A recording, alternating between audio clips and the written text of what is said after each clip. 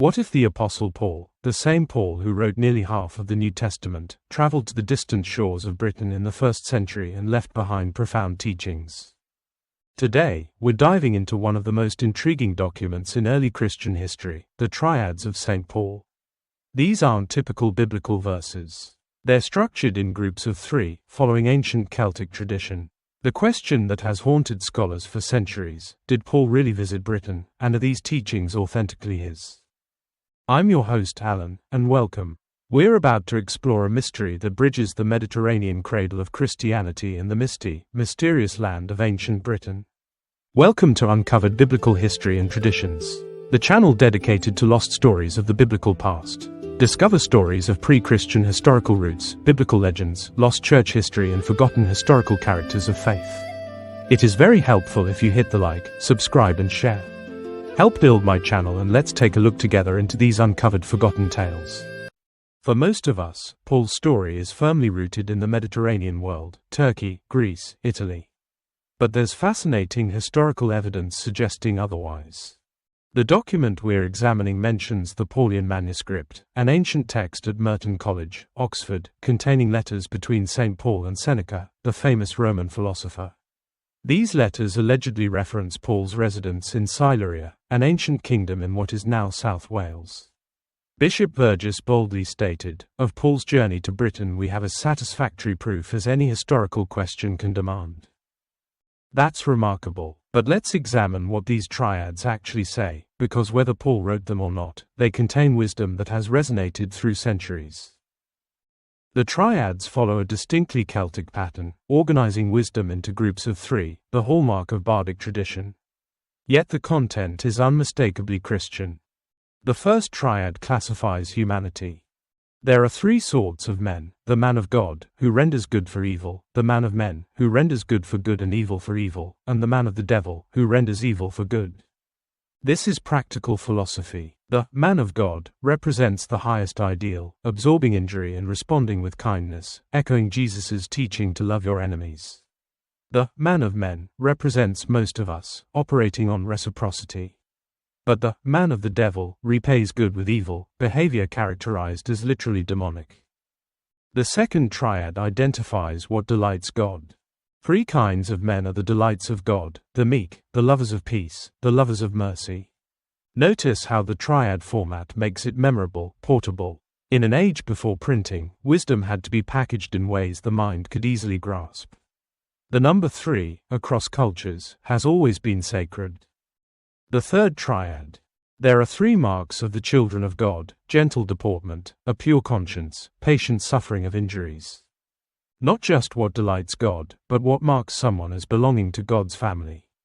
Gentleness, internal moral clarity, endurance without bitterness, these reveal character.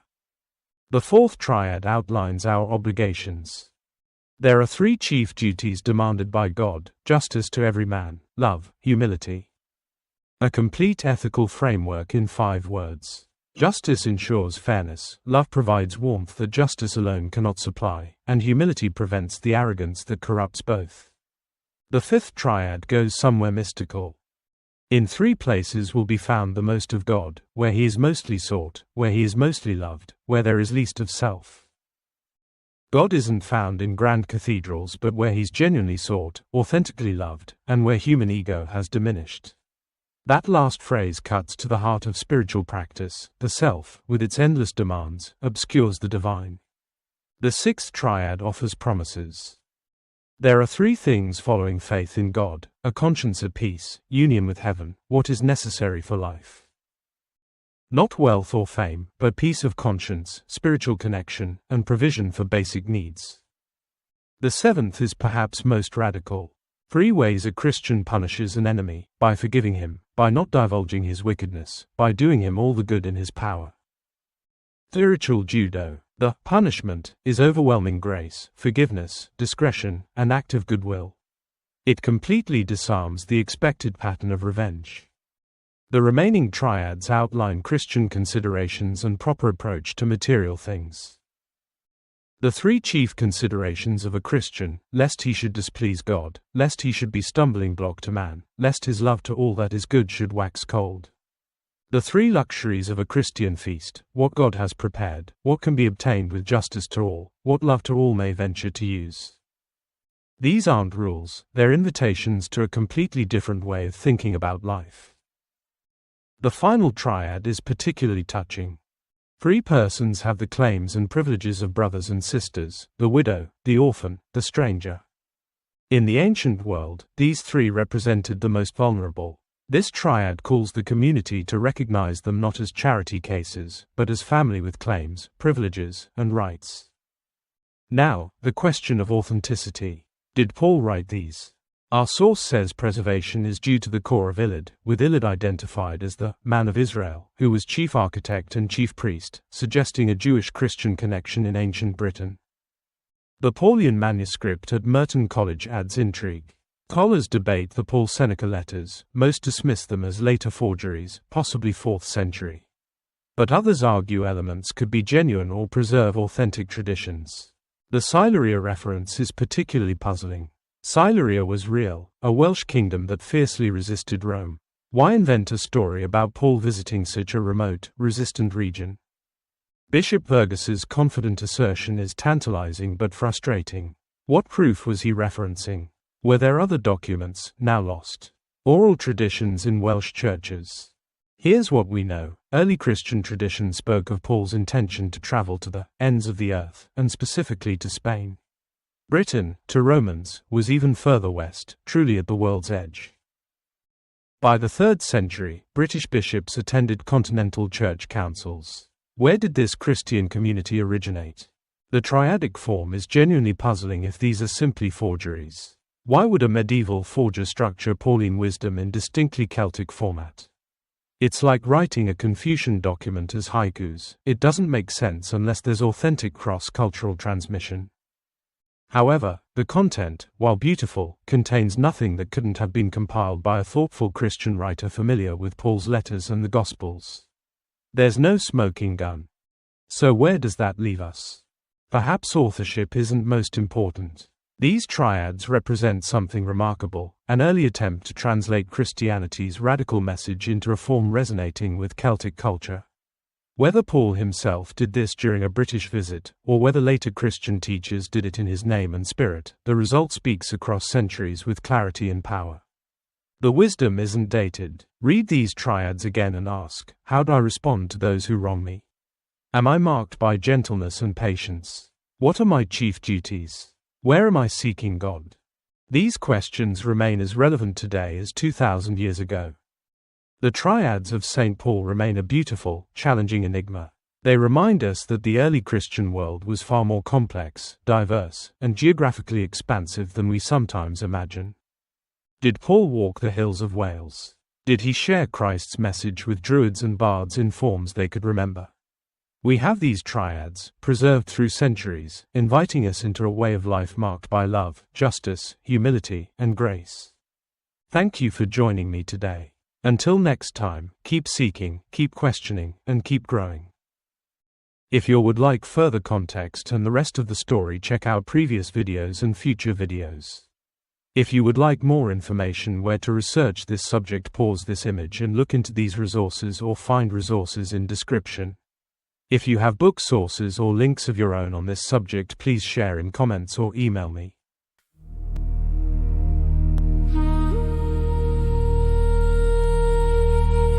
What if I told you that one of Christianity's most famous apostles, the man who wrote half the New Testament, vanished from the historical record for 6 entire years? Not just a few months or a single year, but 6 full years during the prime of his ministry. And what if the answer to this mystery lies not in the sun-baked deserts of the Middle East, but in the misty hills of ancient Britain?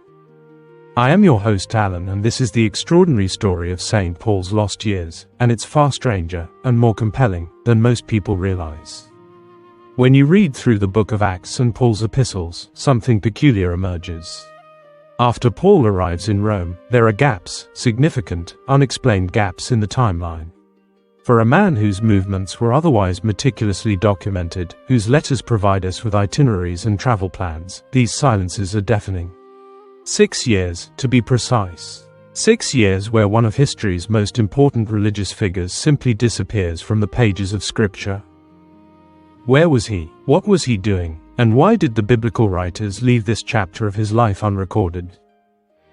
For centuries, scholars have puzzled over these questions. But a fascinating body of evidence, both historical and traditional, suggests an answer that seems almost fantastical. Paul spent those missing years in Gaul and Britain, preaching the gospel to the Celtic peoples at the very edge of the known world. The conventional narrative of early Christianity focuses on the Mediterranean world, Jerusalem, Antioch, Rome.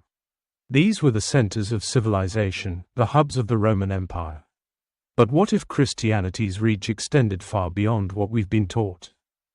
Around AD 61, historical records place Paul returning to Rome from Cambria, the ancient name for Wales. Following his release from his first Roman imprisonment, evidence suggests he embarked on journeys that took him along the Aurelian Way from Rome to Arles in Gaul. French historian Édouard de Bazilaire traced this route in detail, documenting Paul's travels around AD 62.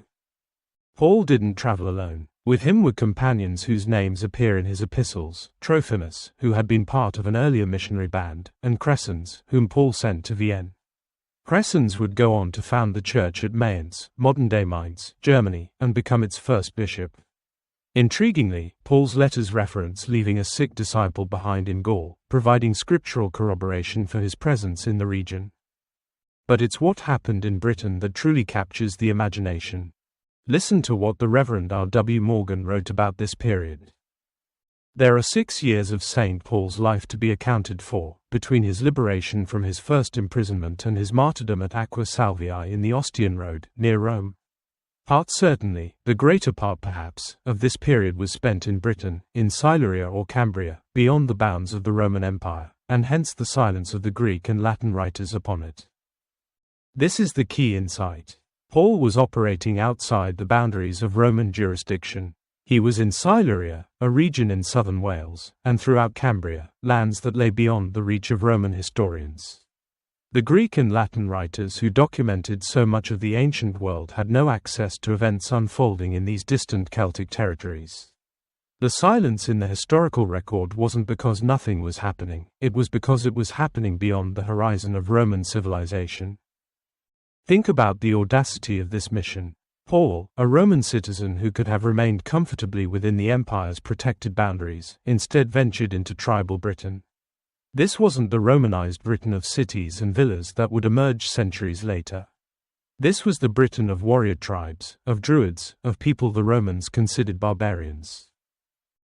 While the memory of Paul's ministry in Wales and Gaul has largely faded, lost to time, oral traditions gone silent, records destroyed or never made, in England, remarkable memorials remain. The most striking of these is in London itself. The city that the Welsh called Llandon earned a designation that directly links it to Paul's most famous sermon. It was known as the Areopagus of Britain. Just as Paul had stood on Mars Hill in Athens, the Areopagus, addressing the philosophers and citizens of that great city, tradition holds that he preached from the summit of Ludgate Hill in London. This wasn't just a casual connection drawn by imaginative historians. The designation arose from a specific historical event. That hilltop, chosen for its prominence and accessibility, became sacred in Christian memory. And on that very spot, centuries later, would rise one of the world's most iconic religious buildings, St. Paul's Cathedral. The cathedral isn't just named after Paul as a generic tribute to a famous apostle. It marks the location where he is believed to have proclaimed the gospel to the British people for the first time. Within the cathedral grounds stands St. Paul's Cross, an ancient monument that may mark the exact spot where the apostle stood, the physical marker of where Christianity first took root in British soil. The connection between Paul and London became so deeply embedded in the city's identity that Paul was designated the patron saint of London. His emblem, the Sword of Martyrdom, commemorating his execution, was incorporated into London's official coat of arms, where it remains to this day. This great metropolis carries the symbol of an apostle's sacrifice as part of its very identity. Of course, skeptics raise an obvious question: how could Paul communicate with the ancient Britons? What language would he have used? It's a fair question, and the answer is more fascinating than you might expect. Paul had multiple options, and the British would have understood him through any of them. The ancient British were familiar with Greek on a large scale. It served as the international language of the era, much like English does today. Paul wrote all his epistles in Greek, and it remained the language of the Church of Rome for an extended period after the Apostolic Age. If Paul used Greek, which he certainly could, his British audiences would have understood him perfectly. Then there's Latin. Among the educated classes in Britain, Latin was well known. We have dramatic proof of this. When the British king Caractacus was brought to trial in Rome, he addressed the Roman Senate directly in Latin. If British nobility possessed this level of linguistic sophistication, neither Paul nor his audiences would have faced any difficulty in communication. The bottom line: language was no barrier whatsoever. But here's what makes this story even more interesting: Paul wouldn't have wanted to preach in a language his audience didn't understand. From the very beginning, Christian practice emphasized reading scripture in the vulgar tongue, the common language of the people. This wasn't innovation, it aligned with Druidic custom, which had always emphasized vernacular communication. The British already valued native language worship. More importantly, it was biblical mandate. In 1 Corinthians chapter 14 verse 9, Paul himself established the principle for the church. He wrote, "If I know not the meaning of the voice, I shall be unto him that speaketh a barbarian, and he that speaketh shall be a barbarian unto me. I had rather in the church speak 5 words with my understanding, than 10,000 words in an unknown tongue." Paul prioritized intelligibility over formality, communication over ritual. The idea that he would preach to the British in a language they couldn't understand contradicts everything he taught. This makes what happened centuries later all the more tragic. During Charlemagne's reign, Latin became the language of church services throughout much of Europe. By AD 600, Pope Gregory I decreed that Latin would be the mandatory language of prayer and worship across all lands under papal jurisdiction. The British Church opposed this practice from the beginning. They maintained their commitment to vernacular worship, continuing the tradition from apostolic times. They were the first to demand the abolition of mandatory Latin in worship, the first to print the Bible in their own language, and the first to preach the Bible in the native tongue. They were pioneers of the vernacular scripture movement, not because they were innovators, but because they were preserving what Paul had established. The irony is profound. The church that received its Christianity directly from an apostle had to fight to maintain apostolic practice against later Roman Catholic innovations. And Latin wasn't the only innovation. According to Bishop Ussher's Historia Dogmatica, the worship of images and relics was first introduced in a Roman Church council by Pope Hadrian I in AD 788, a practice the Bible calls idolatry and explicitly condemns in Exodus and Deuteronomy. Why does any of this matter? Why should we care whether Paul visited Britain or not? Because it fundamentally changes the story of British Christianity. If Paul preached in Britain, then British Christianity doesn't begin with Augustine's mission in AD 597, a mission sent by Rome to bring Christianity to the British Isles. Instead, Britain received Christianity directly from the apostles themselves, independent of Roman authority, predating papal expansion by more than 5 centuries. There's even additional confirmation in the so-called Sonnini manuscript, the long-lost chapter of the Acts of the Apostles, which corroborates Paul's presence and preaching activities in Britain, providing details that support these ancient traditions. The mystery of the missing years wasn't really a mystery at all. Paul was exactly where he said he would be, bringing the gospel to the ends of the earth. It's just that the ends of the earth included a foggy island on the northwestern edge of the known world, where ancient Druids and Celtic warriors would hear the same message that had transformed Jerusalem, Athens, and Rome. Sometimes the most important chapters in history are the ones that get left out of the official record.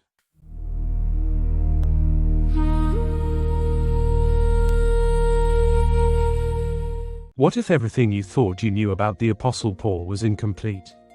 What if one of Christianity's most influential figures had a secret chapter in his life that's been hidden in plain sight for nearly 2,000 years? Today, we're diving into one of history's most fascinating mysteries. Did the Apostle Paul actually travel to the remote edges of the Roman Empire, to Britain itself, spreading the gospel among Celtic kings and princesses? And if he did, why has this incredible story been largely forgotten?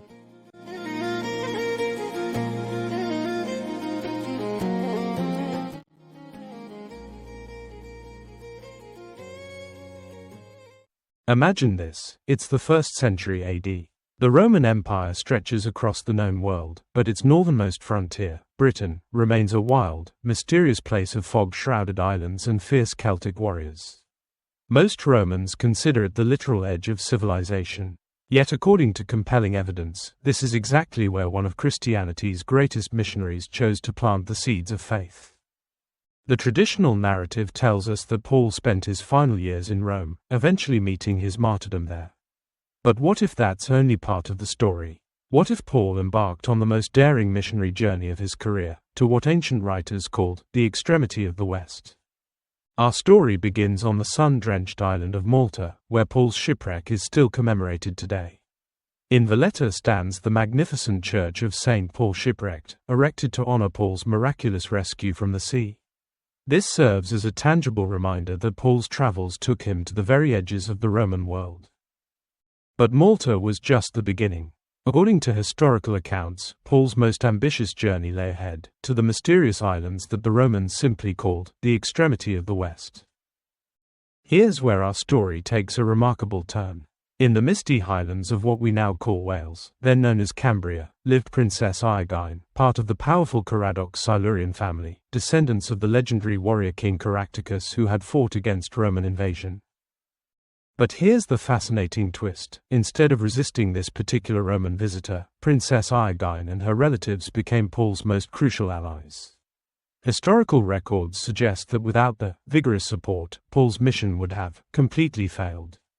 The success of Christianity in ancient Britain depended not on Roman legions, but on the backing of Celtic royalty.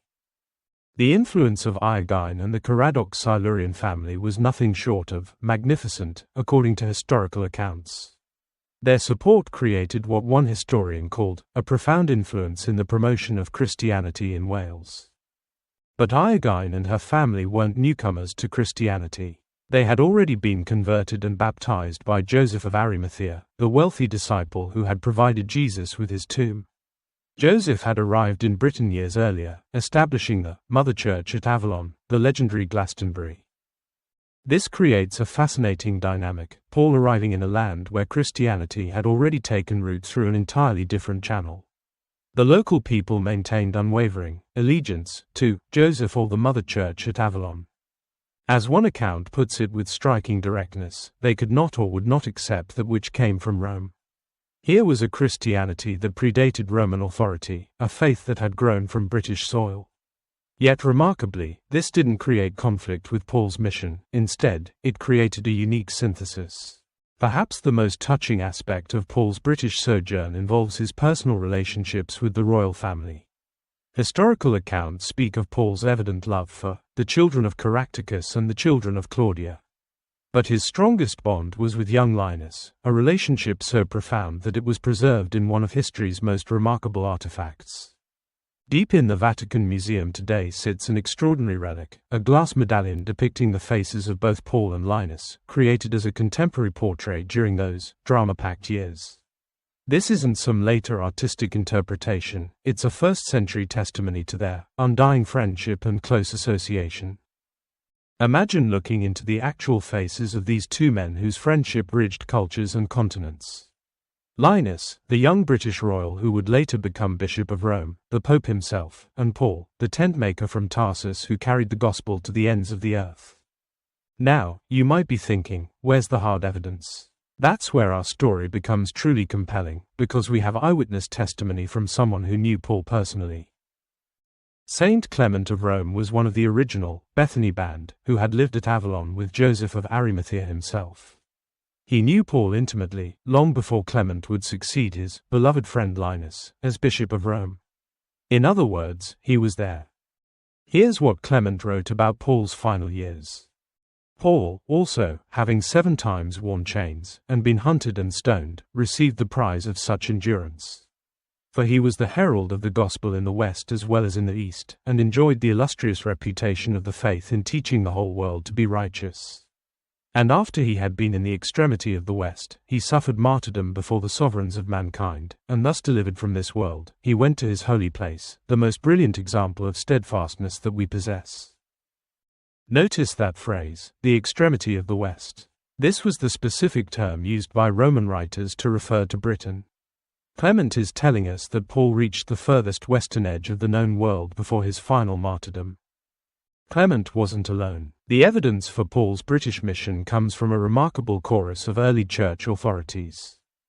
Capellus, writing his authoritative History of the Apostles, made this stunning observation: "I know scarcely of one author from the time of the Fathers downward who does not maintain that St. Paul, after his liberation, preached in every country of the West, in Europe, Britain included." Capellus is saying that Paul's British mission wasn't some fringe theory, it was widely accepted by the Church Fathers. The 4th century historian Theodoret put it poetically: St. Paul brought salvation to the isles in the ocean. Venantius, the 6th century patriarch of Jerusalem, spoke definitively about Paul's visit and work in Britain. The list of supporting witnesses reads like early church history's Hall of Fame. Irenaeus, 125 to 189 AD, just one generation removed from the apostolic age. Tertullian, the brilliant North African theologian. Origen, the great biblical scholar. Eusebius, the father of church history. And Athanasius, the champion of orthodox faith. Perhaps most compelling is the institutional evidence. The Roman Church, the Eastern Church, the churches of Gaul and Spain, all maintained records attesting to Paul's evangelization in both Gaul and Britain. This wasn't the testimony of a single source, it was the collective memory of Christianity itself, preserved across different cultures and languages. When multiple independent church traditions, spanning centuries and continents, all preserve the same basic narrative, historians take notice. This isn't legend, it's historical consensus. So why don't we know this story better? Historical accounts suggest deep regret about how little was preserved of Paul's British mission. Despite the mission's remarkable success, insufficient effort was made to memorialize Paul and his faithful workers who issued through Rome. Following Paul's death, the Cambrian Church renewed its ties with Avalon, returning to its original spiritual roots. The deep affection that Iogine and her relatives held for Joseph never faded. Among the common people, their allegiance remained unshakable. They simply couldn't accept authority that came from Rome rather than from the beloved Mother Church at Avalon. This might explain why Paul's British mission faded from popular memory. As the Roman Church consolidated power, stories that emphasized Britain's spiritual independence may have seemed inconvenient. But the impact of Paul's British sojourn couldn't be erased. He had fulfilled Christ's commission to go far hence unto the Gentiles. The merit of his work, as one account beautifully puts it, has throbbed and thrived for 2,000 years, and will continue to live firm in the hope of the great promise, till he shall come again. Paul had reached the uttermost parts of the earth, literally. He had carried the gospel to kings and princesses in their misty highland strongholds. He had forged friendships that would shape the future leadership of the church. He had planted seeds that would grow into the rich tradition of Celtic Christianity. So, did the Apostle Paul really travel to Britain? The historical evidence suggests an overwhelming yes. The real question isn't whether it happened, but why this incredible chapter has been so thoroughly forgotten. Perhaps it's time to reclaim this lost story, not just as a fascinating historical footnote, but as a reminder that Christianity's reach was far broader, its early networks far more complex, and its cultural adaptability far more remarkable than we often imagine. Thanks for watching. If you enjoyed this video, don't forget to like, comment, share and subscribe for more great content. Hit the notification bell so you never miss an update. See you in the next video.